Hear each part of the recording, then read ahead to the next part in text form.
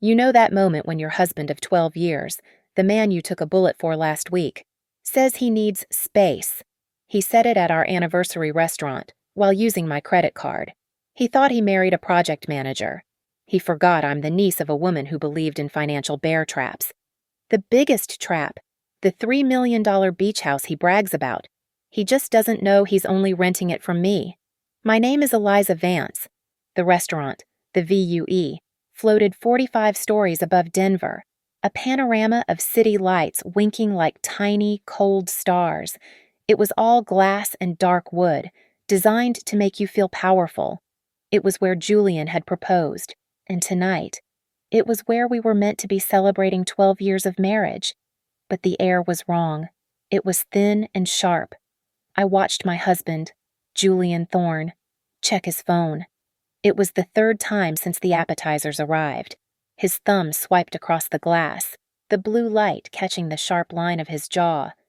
At 38, he was disgustingly handsome, radiating the confidence of a real estate developer who believed his own hype. I, at 34, was the senior project manager at Sonara Solutions. I managed critical infrastructure failures. I lived in a world of logic, spreadsheets, and risk mitigation, and the man sitting across from me was a high-risk variable. He finally put the phone down, face down, a gesture meant to convey, "You have my full attention," which always meant the opposite. He signaled the sommelier. "The '09 Cheval Blanc," he ordered, the name rolling off his tongue. It was a stupidly expensive bottle, a performance for the waiter. When it arrived, Julian lifted his glass, the crystal ringing sharp and clear. "To us, Eli," he said, his smile tight. "To 12 years, and to your patience. My patience." He said it like it was a virtue I possessed, rather than a resource he had systematically depleted. "And," he added, taking a quick sip, "to new beginnings." There it was, the flag. In my world, new beginnings is corporate euphemism for, "We are scrapping this entire project and firing the original team." I just stared at him, my wine untouched. The waiter cleared our plates oysters he had eaten, salad I had pushed around. Julian placed his linen napkin on the table, smoothing it with both palms. It was a stalling tactic I'd seen him use in boardrooms right before he delivered bad news. "Eli," he began, his voice dropping into that infuriatingly reasonable tone. "I need space." The words just hung there, suspended over the table, louder than the muted jazz trio in the corner. My heart didn't pound. It didn't break. It simply shifted gears. This was no longer an anniversary dinner. This was a hostile negotiation. "I've been thinking about this for a long time," he continued, gaining momentum. "I'm just not happy. I need to be on my own." I kept my face perfectly, painfully neutral. It's a mask I perfected at Sonara. "You do not give data to the opposition. You gather it. On your own," I repeated. Not a question, a clarification of terms. He sighed, annoyed that I wasn't dissolving. "Not entirely," he admitted, the first flicker of cowardice. "I've met someone." He didn't apologize. He announced it, like he'd closed a deal, like he was proud of the acquisition. "Who?" My voice was flat, steady. "Her name is Brooke." He said it. "She's a new associate at Thorne Development. She gets it." "How long?" He relaxed then, mistaking my composure for indifference. He leaned back, the smugness settling in. This was the part he dreaded, and I wasn't screaming. He thought he was home free. 6 months, he said. "Look, Eli, you know how you are. You're brilliant. But you're married to your projects. You're all spreadsheets and deadlines.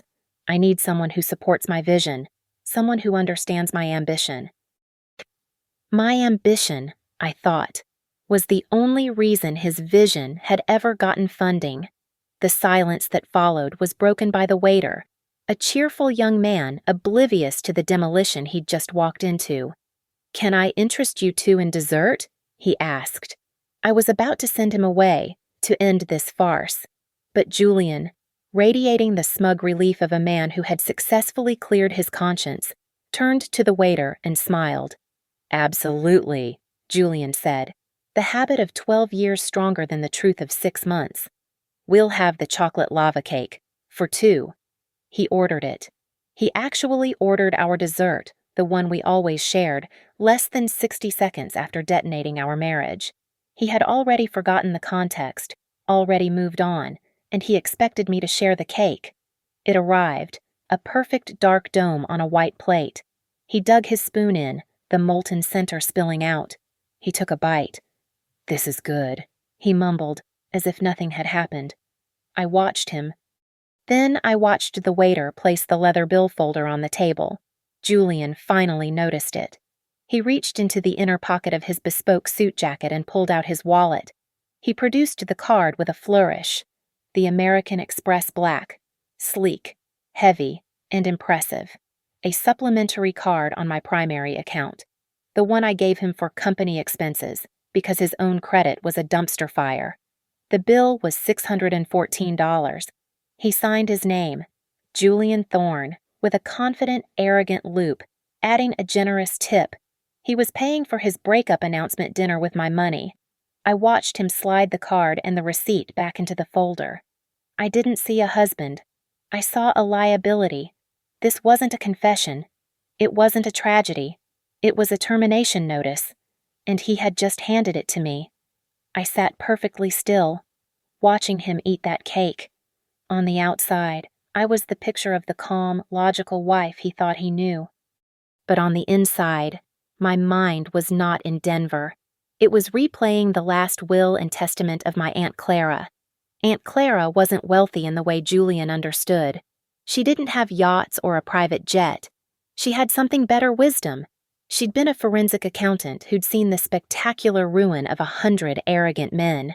She met Julian exactly once, at our engagement party. She pulled me aside later, her hand gripping my elbow with a wiry strength. "He's a peacock, Eliza," she said, her voice like dry gravel.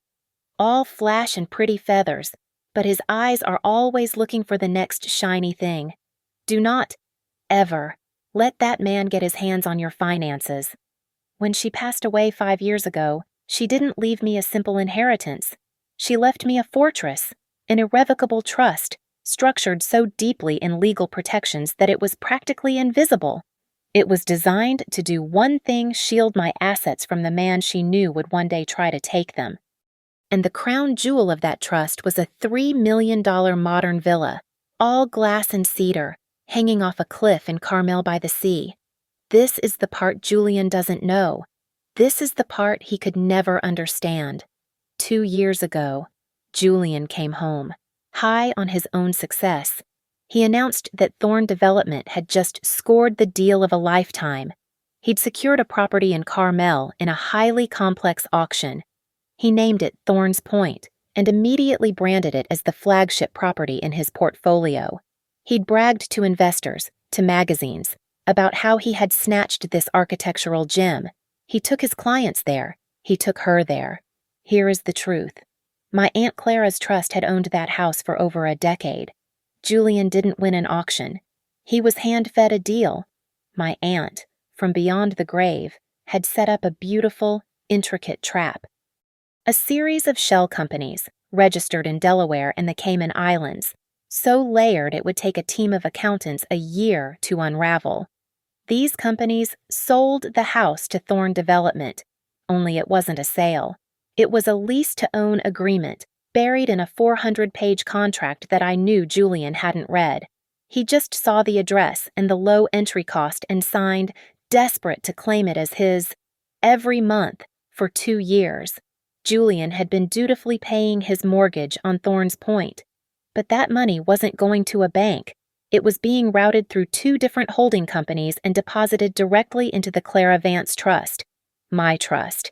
My husband was paying me rent. He was using his company's funds to pay for the privilege of bragging about a house he would never, ever own. And the best part, the trigger. Aunt Clara's attorneys, a grim-faced group of men who shared her distaste for peacocks, had written in a very special provision. The trust was managed by them, a protective wall between me and my assets. But that wall was designed to fall. The trust documents stipulated that full and total administrative control, including the immediate dissolution of the shell companies to reveal me as the sole, true owner, would be transferred to my direct control upon my presentation of irrefutable proof of spousal infidelity or gross financial misconduct. Julian sat across from me, scraping the last of the chocolate from the plate. He had just confessed to infidelity, and he had just paid for the dinner where he confessed it with my credit card, a card I'd earmarked for business. This wasn't just a betrayal. It wasn't just heartbreak. It was the key. He had just handed me the keys to his entire fraudulent kingdom, and he had no idea. I watched the spoon in his hand. He was actually scraping the plate. A few moments ago, he had taken a 12-year marriage and tossed it into an incinerator, and now he was worried about getting the last bit of raspberry coulis. The dissonance was staggering. I placed my own napkin on the table, a mirror of his earlier gesture. "You're right," I said. My voice was perfectly even. I sounded like I was agreeing to reschedule a meeting. "We do need space to process this." Julian looked up, his eyes wide with a relief so profound it was insulting. He had expected screaming, tears, a scene. He had braced for it. My calm was a gift he didn't deserve and couldn't understand. "You should probably stay at the downtown apartment tonight," I continued, my gaze unwavering. His composure flickered, just for a second. That apartment, the one he claimed was a necessary corporate asset for late nights near the office, was, as I knew, Brooke's apartment. He paid for it, but she lived there. My suggestion wasn't an act of kindness. It was a confirmation that I already knew. He recovered quickly. "Yes," he said, nodding.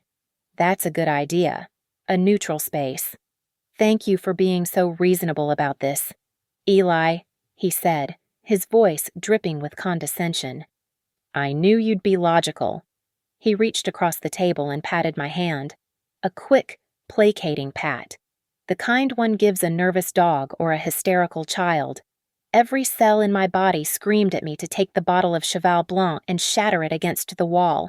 Instead, I simply pulled my hand back to retrieve my purse. "I'll get my own car," I said, standing up. "You take a taxi."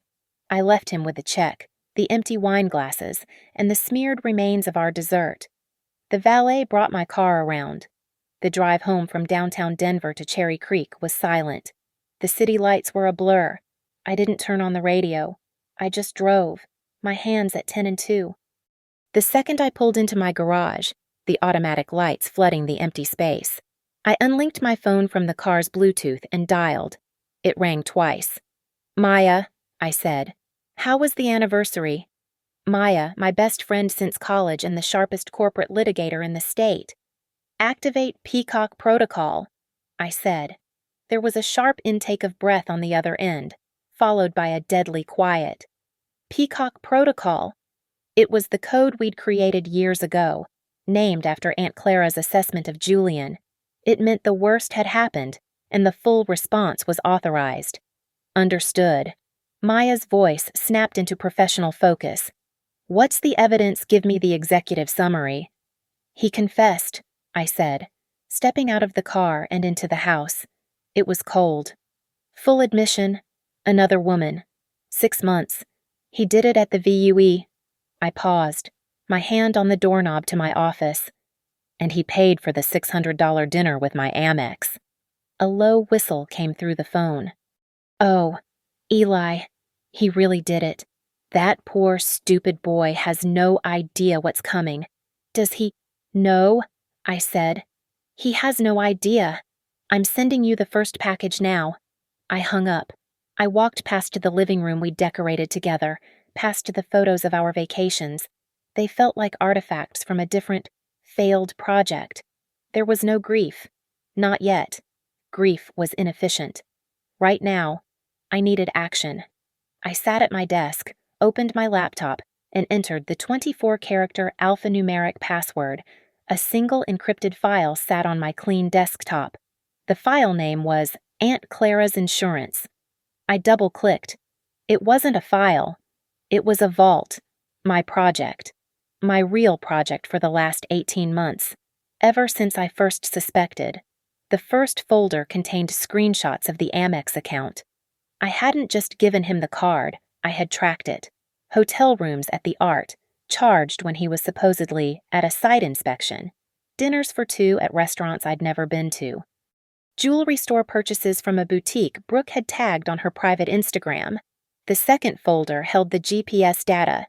Julian, in his technological arrogance, loved the Find My feature.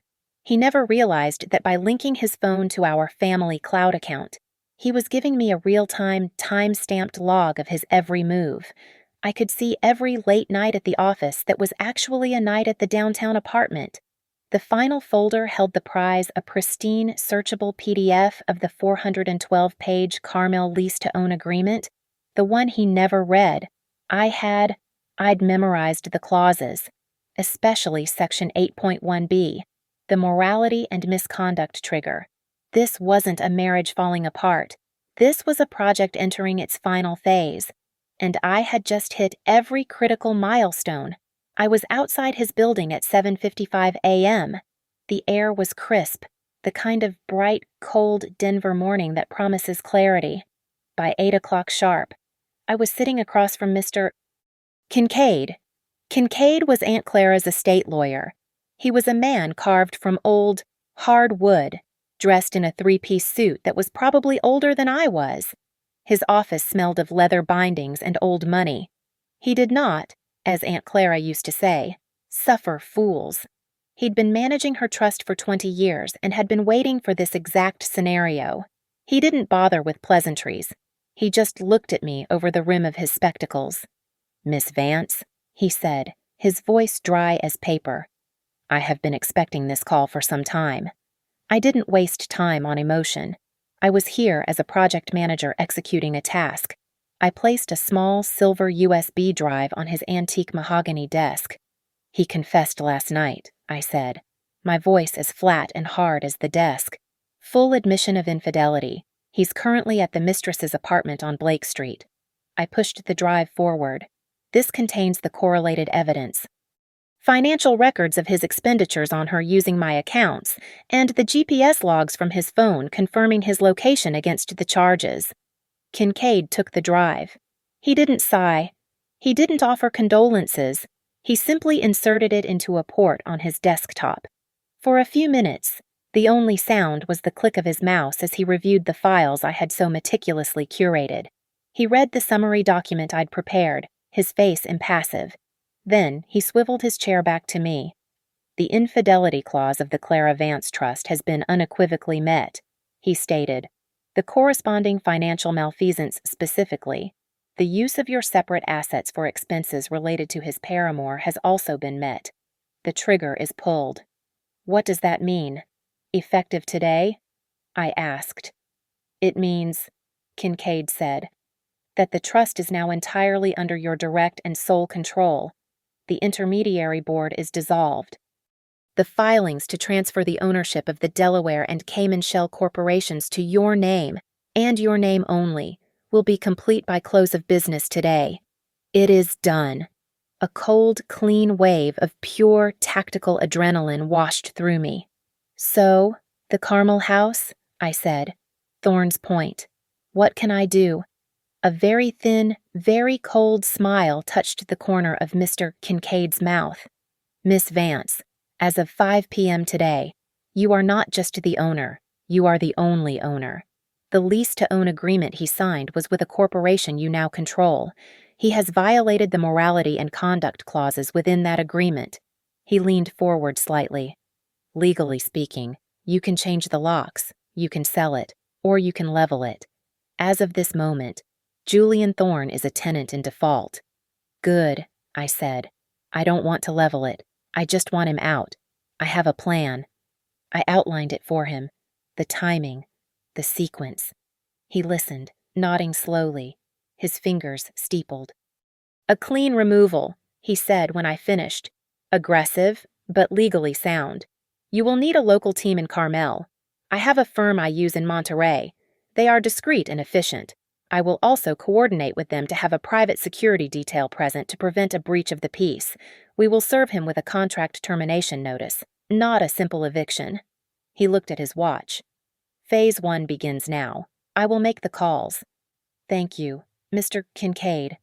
"Your aunt was a very wise woman," he said. "She would be satisfied." I left his office at 8:45 a.m. My next stop was 2 blocks over, in a much newer, much shinier glass tower. This was the office of Harris, Shaw, and Martin, the biggest divorce sharks in Denver. I retained them on the spot.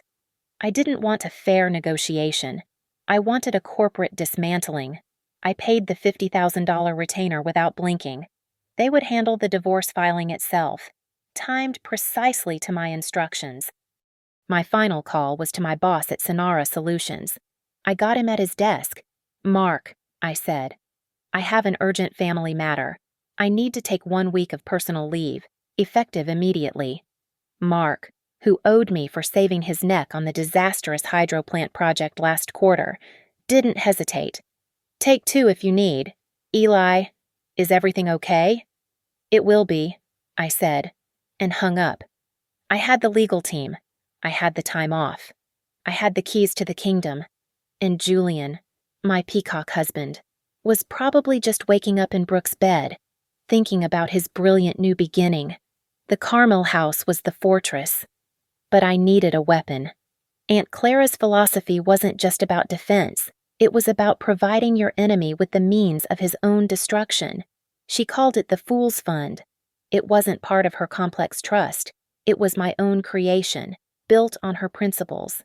5 years ago, I opened a joint investment account. I funded it myself with a one-time deposit of $150,000. My money, from a bonus I'd received at Sonara. I presented it to Julian, tied with a metaphorical bow. "It's our play money," I told him, using a term I knew his ego would latch onto. "Just something for us to dabble with. You're so good at the market. Julian, why don't you manage it?" His eyes lit up. Julian, whose entire company, Thorn Development, was leveraged to the hilt and propped up by my stable credit and reputation, desperately needed to see himself as a financial genius. He saw himself as a market predator, a wolf. In reality, he was just a peacock, and I had just given him a new set of feathers to preen. He jumped at the chance. And, just as I predicted, he immediately saw it as his money. He assumed I never looked at it. Why would I?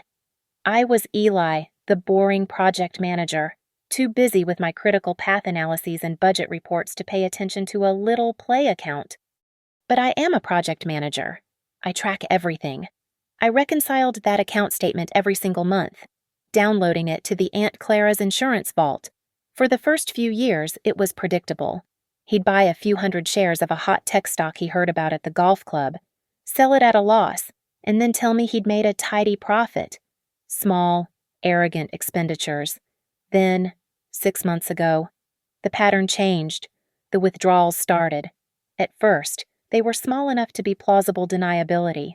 5,000 here, 3,000 there. But they added up.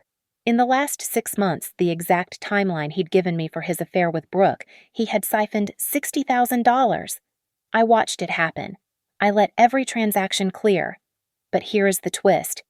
I didn't just assume it was for hotels and champagne. I needed concrete, irrefutable proof of financial malfeasance, a crime separate from the infidelity. I needed an asset. 3 weeks ago, a single withdrawal was made for $40,000. It was a wire transfer. I tracked the beneficiary account. It wasn't a hotel. It wasn't a jeweler. It was a high-end luxury car dealership. Julian, of course, thought his email was secure. I had the bill of sale from his sent folder. He'd used that $40,000 as the down payment on a brand new, obsidian black Mercedes G-Wagon, a $100,000 car. And the car was not in his name. It was registered solely and entirely in the name of Ms. Brooke Jennings. He had taken my money from an account I funded and used it to buy his mistress a 6-figure vehicle. It was the single stupidest, most arrogant, and most beautifully documented mistake he could have possibly made. Infidelity can be argued in court. It gets emotional, messy. But a wire transfer, a bill of sale, a vehicle registration, that is not emotion. That is data. That is theft. Aunt Clara was right. I had given him enough rope. He'd skipped the gallows and gone straight for the guillotine. The Fool's Fund had just fulfilled its one and only purpose. After leaving the divorce lawyer's tower, I sat in my car in the sterile quiet of the parking garage. I made my last call of the morning, not to a lawyer, but to the private banking division that held the account. "Good morning," I said, my voice crisp and professional. "This is Eliza Vance. I am the primary depositor on joint investment account number 409B. I am reviewing the activity and I see a series of significant, unauthorized wire transfers. I need an immediate freeze placed on this account, pending a full investigation into fraudulent activity." Because I was the primary funding source, my authorization superseded his. The banker, smelling a potential lawsuit, agreed instantly. "Yes, Ms. Vance. I'm locking it down right now." Before Julian had even decided which suit to wear, I had cut off his secret bank account. The trap was set. Now. I just had to wait for him to walk into it. He came home that evening. I heard his key in the lock, a sound that used to make me relax. Now, it was a trigger.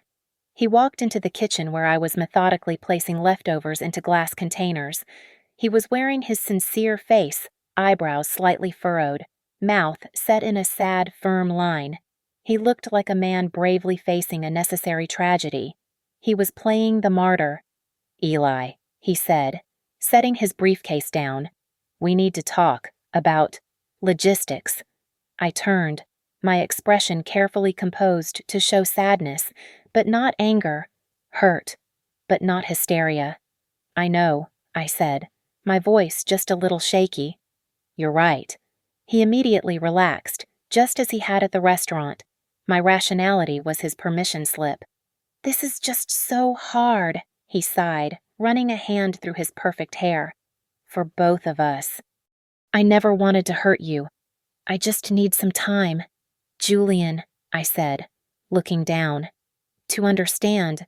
To process." Of course," he said quickly. He then walked over to the kitchen island and leaned against it, shifting into business mode. The emotional part was, in his mind, handled. "Listen, I know the timing is terrible, but I have to fly out to Carmel this weekend." I kept my eyes on the container in my hands. "Oh, yes, it's a huge deal," he said, his voice gaining its familiar, arrogant energy. "Some major investors are flying in specifically to see Thorn's Point. This could be the one that takes the company to the next level. I can't postpone it." Major investors. I knew exactly what that meant. His major investor was a 20-something associate named Brooke. The big deal was a dirty weekend in my house, funded by my money. I looked up and nodded slowly. "No, I understand," I said. "Work is important. You should go."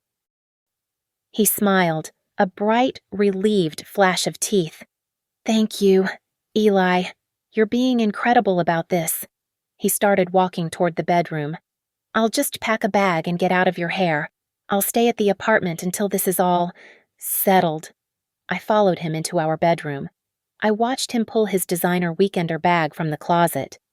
"Do you?" he started, looking helpless as he held up 2 different polo shirts. "Could you?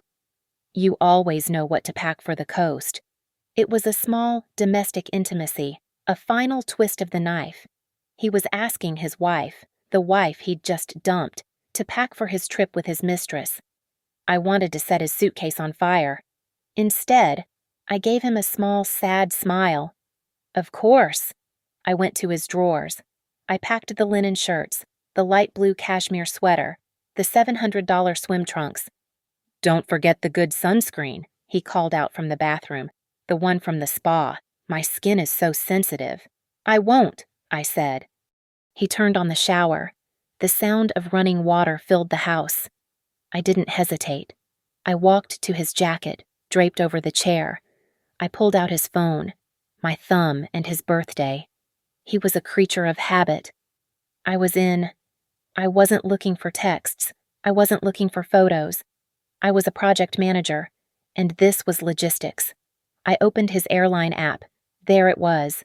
Julian Thorne. Flight 117 Denver to Monterey. Landing Friday at 3:10 p.m. I checked his calendar. Investor meeting, J. Thorne, B. Jennings. I cross-referenced the airline. Brooke Jennings. Flight 451. Landing at 3:25 p.m. They hadn't even bothered to book separate flights. They'd just booked them separately. It was sloppy. I put his phone back. I packed the sunscreen. I went to my office and opened my laptop. I booked my own flight. Eliza Vance, Denver to Monterey. Landing Friday at 1:15 p.m., 2 hours before him. A 2-hour head start was all I would need. I forwarded my confirmation and his flight details to Mr. Kincaid. The subject line was simple. Phase 2. When he came out of the shower, steam billowing around him, his bag was zipped and waiting by the door. He looked so relieved. He walked over to me, took my shoulders, and kissed my forehead. It was a chaste, dismissive gesture, a blessing from a pope to a peasant. Thank you for making this easy, Eli, he whispered.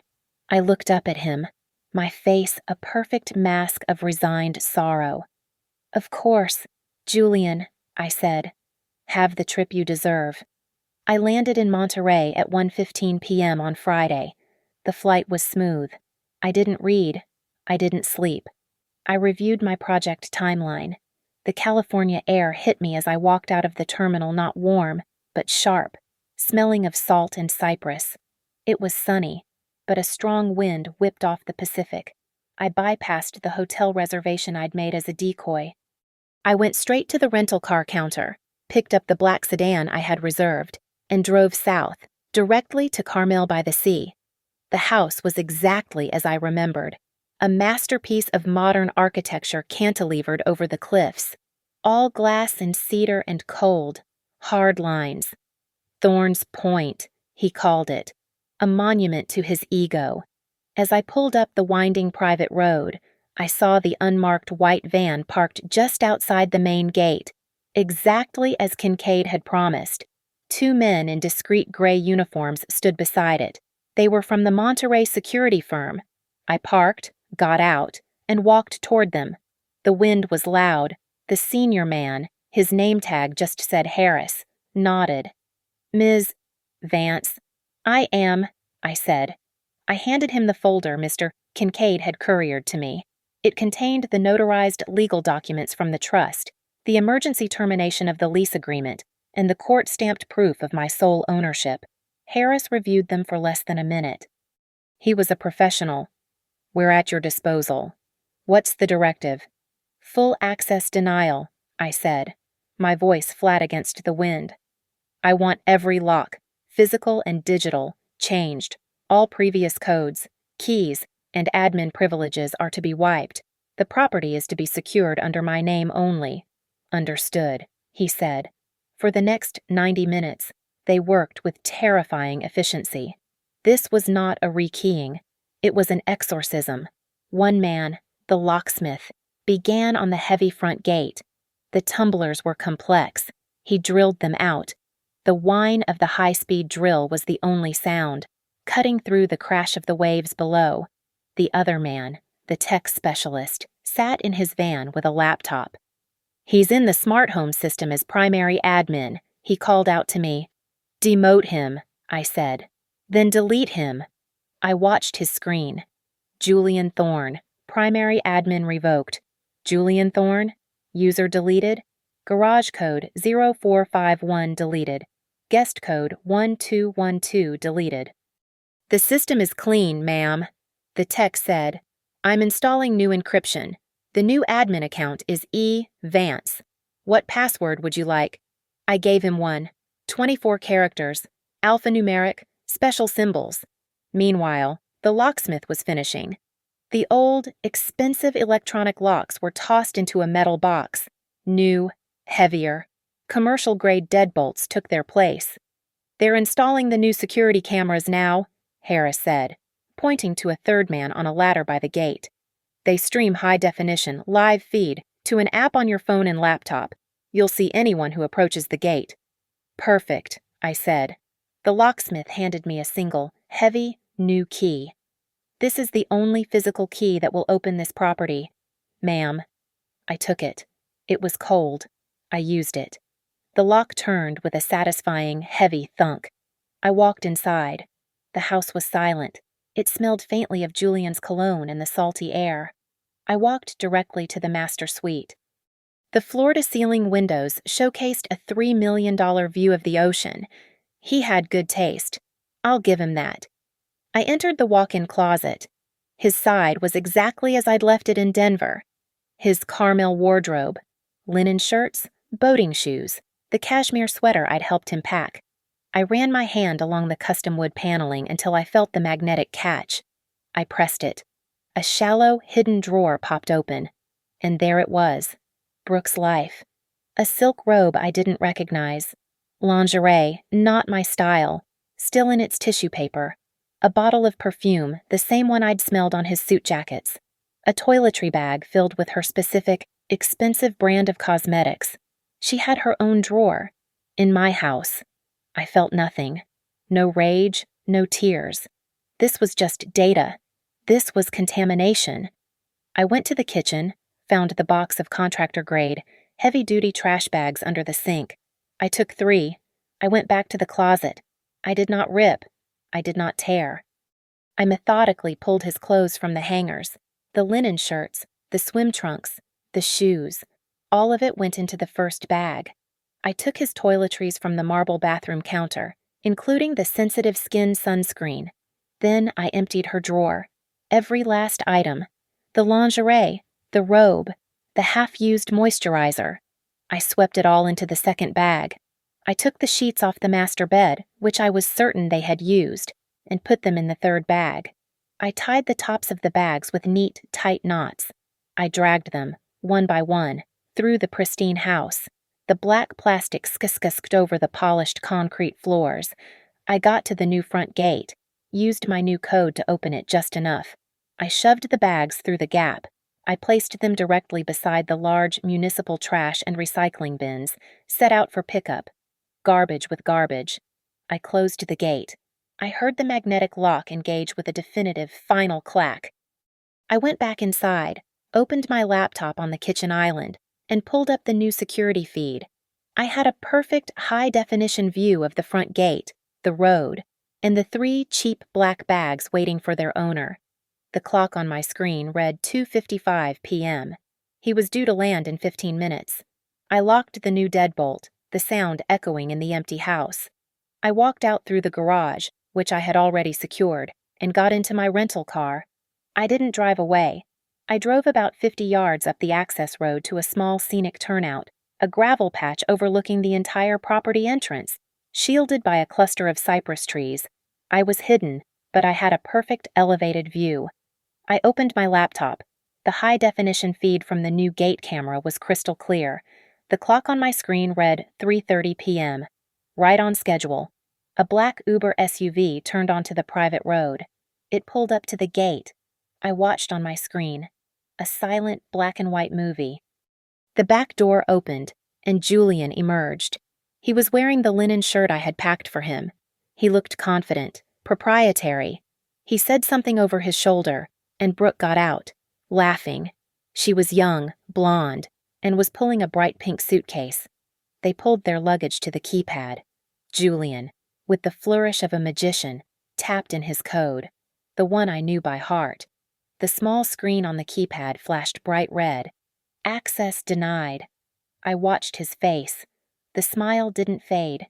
It just froze. He frowned. He thought he'd mistyped. He slowly, deliberately, punched the code in again. Access denied. "What's wrong?" I could see Brooke say. Her arms crossed.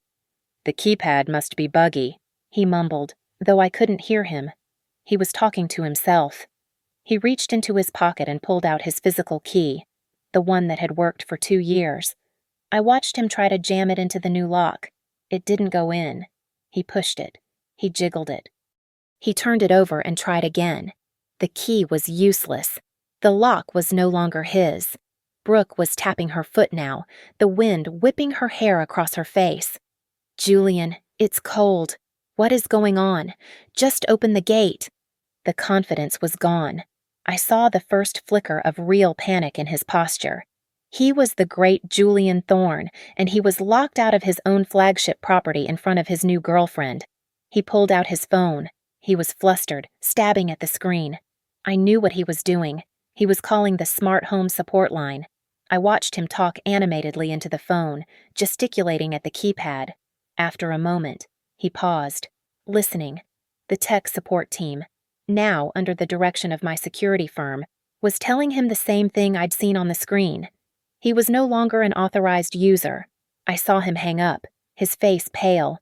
Brooke was clearly angry now, her arms wrapped around herself. He said something to her, just a minute, and dialed again. This was the call I'd been waiting for. He wasn't calling tech support.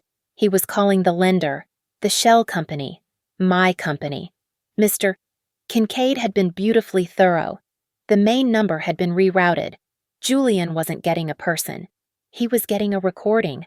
I could almost hear it in my head as I watched his expression curdle from confusion to horror. "Thank you for calling Pacific Crest Holdings. Due to a violation of the terms outlined in Section 8.1b of your lease agreement, your contract has been terminated, effective immediately. This property is now under the direct control of the primary lion holder. All access privileges have been revoked." He lowered the phone from his ear. He looked at the gate as if he'd never seen it before. He didn't understand. And then, his eyes drifted to the side, to the curb, to the 3 cheap, black trash bags. He walked over to them slowly. He looked back at Brooke, then kicked the first bag. It was heavy. He tore it open. My screen was so clear I could see his linen shirts, the ones I'd packed, spilling out onto the gravel. He froze. He looked at the second bag. He ripped that one open, too. I saw the silk robe. I saw the lace. Brooke's lingerie. He understood. The panic evaporated. Pure, hot rage replaced it. "Eliza." I saw his mouth form the word, a silent scream against the wind. He lunged at the gate. He grabbed the bars and shook them, a primal, useless display of fury. He started pounding his fists against the metal, the sound so loud it was probably picked up by the camera's microphone. He was still pounding when the white SUV rolled quietly into frame. It didn't have sirens, just discreet lettering on the side. Monterey Private Security. A man in a crisp uniform got out. The same man, Harris, who I had met earlier. He didn't touch his weapon. He just stood there, calmly. "Sir," Harris said, his voice amplified by the gate speaker. "We've received a report of a disturbance at this address." Julian spun around, his face blotchy and red. "This is my house. Call the police. My wife has lost her mind." "I'm afraid not, sir," Harris said, his voice bored. "We are the retained security for this property. The owner, a Ms. Vance, has filed a no trespass order against you. You are trespassing. I need you and your guest to return to your vehicle and leave the premises immediately." The Uber driver, who had been watching this entire soap opera in his rearview mirror, suddenly looked very interested in leaving. "You can't do this," Julian yelled. "I am Julian Thorne." "Sir," Harris said, his patience clearly gone. "If you do not leave, I will be forced to call the Monterey police and have you removed." Defeat. It was total and absolute. Julian looked at the gate, at the trash bags, at the security guard, and then at Brooke, who was looking at him with an expression of pure, unadulterated contempt. He was no longer the powerful developer. He was just a man, locked out, standing next to a pile of garbage. He gestured angrily to the Uber. He and Brooke grabbed their suitcases and threw them in the trunk. They got back in the car, their faces turned away from each other. I watched the black SUV do a three-point turn on the narrow road and speed away. I sat in my car for a long time, the only sound the wind and the crashing waves. Then, my phone buzzed. It was a text from Mr. Kincaid. Phase 2. Complete. I started my car and drove, not back to the house, but to the luxury hotel I had booked under my own name. The project was moving to its next phase. I was in my hotel room at the Highlands Inn, overlooking a different, calmer part of the coast. I had just finished a cup of tea when my phone, sitting on the desk, began to vibrate. The screen lit up Julian. I watched it buzz. Once, twice. He was predictable. The rage would be peaking right about now, after the long, humiliating Uber ride with a silent Brooke. 3 rings. He would be composing his opening salvo, a blast of pure, self-righteous anger. 4 rings. On the 5th ring, I picked up. I did not speak. I just let the line connect. Eliza. The sound was distorted, a raw scream of pure fury. "What the hell is going on? What did you do?" I held the phone a few inches from my ear, my voice perfectly level, cold as the fog rolling in outside. "I didn't do anything. Julian, I'm simply protecting my assets." There was a beat of stunned silence on his end. He had expected me to be screaming back, to be hysterical. My calm threw him completely off his script. Your assets," he sputtered. "What are you talking about? That is my house. That is Thorn's Point. I bought it." "No, Julian," I said, as if correcting a junior analyst. "You didn't. You signed a lease-to-own agreement, and if you had read the fine print, you would have known that the property you were leasing wasn't Thorn's Point. Legally, it's designated as the Clara Vance Trust property." I let that sink in. I could hear his sharp, shallow breathing. "You've been paying your rent very dutifully for the last 2 years. Julian," I continued, my voice smooth. "So, I suppose I should thank you for that. The trust appreciates your punctuality." "What? What trust, Aunt Clara?" His voice was smaller now, the rage being replaced by a cold, creeping dread. That's not possible." "Oh, it's very possible. Aunt Clara set up a series of shell companies. The lender you've been paying your mortgage to, Pacific Crest Holdings. That's me. The complex auction you won. That was an invitation-only event, and you were the only guest. You signed a 400-page contract you never read. You were so blinded by the prestige, so desperate to claim it as your own, you never once did your due diligence." I signed papers," he whispered. "Yes, you did," I said. "You signed papers that contained a very specific morality clause, a clause you violated 6 months ago.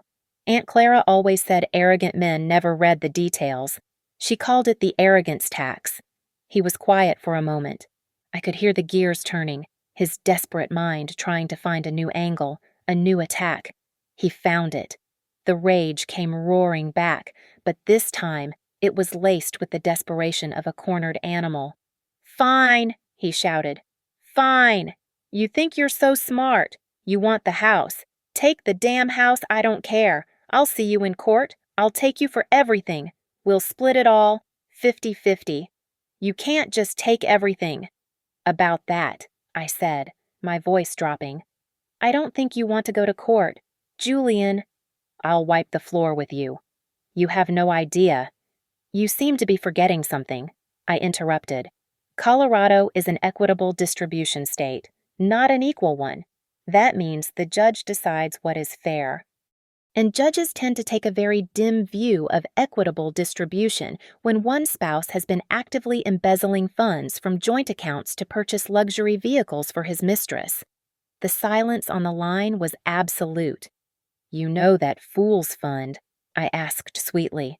"The $150,000 play account I let you manage so you could feel like a big shot." "What? What about it?" he stammered. "It's been frozen. By me. For fraudulent activity. My lawyers, the real ones, not the cheap corporate lawyers you use, have a perfect time-stamped record of every dollar you stole, including the $40,000 down payment on Brooke's new G-Wagon, the one registered in her name. That's not a marital dispute. Julian, that's a crime. He was just breathing now. No words. He finally understood. He hadn't just lost the house. He hadn't just lost his play money. He was exposed. He wasn't just an unfaithful husband. He was a common, stupid thief. Oh, and Julian. I said, delivering the final blow. One last thing. Your investors. The real ones. You've been telling them for 2 years that Thorns Point is your flagship asset. They're already so sensitive about your leverage, so worried about stability and image. How do you think they'll feel when my lawyers inform them that their CEO isn't just a cheater, but that he's been so monumentally stupid? He's been paying rent to his wife on a house he never even owned. I heard a sound, a choked gasp, like he'd been punched in the stomach. You wouldn't, he whispered. You said it yourself. Julian, I said. You needed space. This is me, giving it to you. I hung up. I did not block his number. I wanted him to be able to reach me, and I wanted to be able to ignore him. I set my phone to Do Not Disturb and ordered room service. I flew back to Denver on Sunday. I slept for 8 solid hours in my own bed, in a house that was finally, completely quiet. I woke up at 6 a.m. on Monday, the way I always did for a critical project deadline. I dressed for a boardroom execution, my sharpest black suit, a steel gray silk blouse, and my highest heels. By 8:50 a.m., I was already there. I was standing in the lobby of Thorn Development, his lobby, the one he'd spent a fortune on, all polished concrete and cold glass, an edifice built to his own ego and paid for with my stability. I was not alone.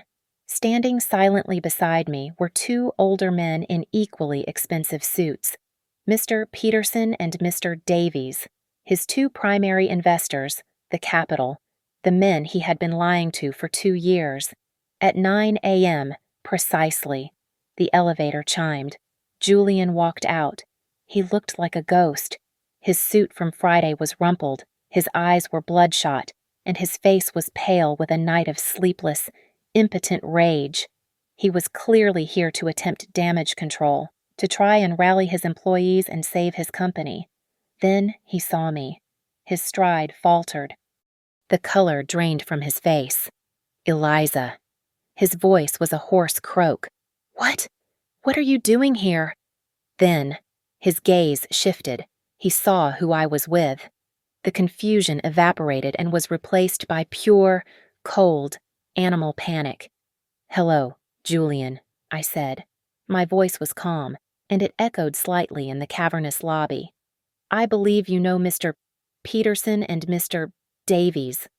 Peterson and Davies didn't move. They just stared at him. It was a flat, dead stare. The look investors give a CEO who has just become a catastrophic liability. Before Julian could form a word, a third man, who had been sitting quietly on a leather bench, stood up. He was nondescript, and he held a thick manila envelope. Mr. Thorn, the man asked, his voice neutral. Julian just nodded, dumbly, his eyes still locked on the investors. You've been served. The man stepped forward and pushed the thick envelope into Julian's chest. Julian fumbled with it, his hands shaking. Divorce papers. The final official filing. He looked at the papers, then at the investors, his face ashen. He was drowning, and he knew it. Wait, he pleaded, holding up a hand. This isn't what it looks like. This is a personal matter. She's just emotional. Peterson cut him off. His voice was like a razor. We are past emotional. Julian. We received a full and detailed brief from Mrs. Vance's legal team at 7 a.m. this morning. It included, Davies added, his voice equally cold, a copy of your lease agreement for the Carmel property, the one you have been representing to us as a fully owned company asset. It also included a full forensic report on your embezzlement from a joint account to purchase a luxury vehicle for a junior employee. No. Julian whispered. We can fix this. Davies took one step closer. This was the final twist. Your company, Julian, is built on one thing: reputation, the image of success.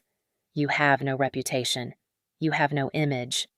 We are invoking the ethics and conduct clause in our partnership agreement. We are pulling our capital, all of it. As of this moment, your credit lines are frozen. That was the kill shot. It wasn't just the house. It wasn't just the marriage. It was everything. The company, the investors, the money, the image, Thorne Development, his entire fraudulent empire had been built on my money and his reputation. I had just surgically removed both. The realization hit him. His knees seemed to weaken.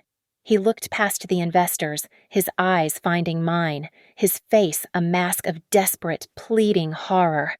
"Eliza," he whispered. "Eliza, please, you can't. Please." I walked toward him. I didn't stop until I was standing right in front of him, so close I could see the panic in his eyes. I leaned in, as if to share an intimate secret, my voice a whisper only he could hear. "You were right," I said. "At the restaurant. You said I was too focused on my projects." I paused, letting my eyes drift past him, looking at the Thorne Development logo etched into the glass wall of the office he would, by noon, no longer be able to afford. "And this," I said, "was my last one." I didn't wait for his response. I didn't look at him again. I turned, my heels clicking sharply on the polished concrete, and walked to the elevator. Peterson and Davies were already there, holding the down button. I stepped in. I left Julian Thorne standing alone in his empty lobby, clutching his divorce papers, surrounded by the ruins of the empire he thought he had built. The brushed steel doors slid shut. It was done. Thank you so much for listening to my story.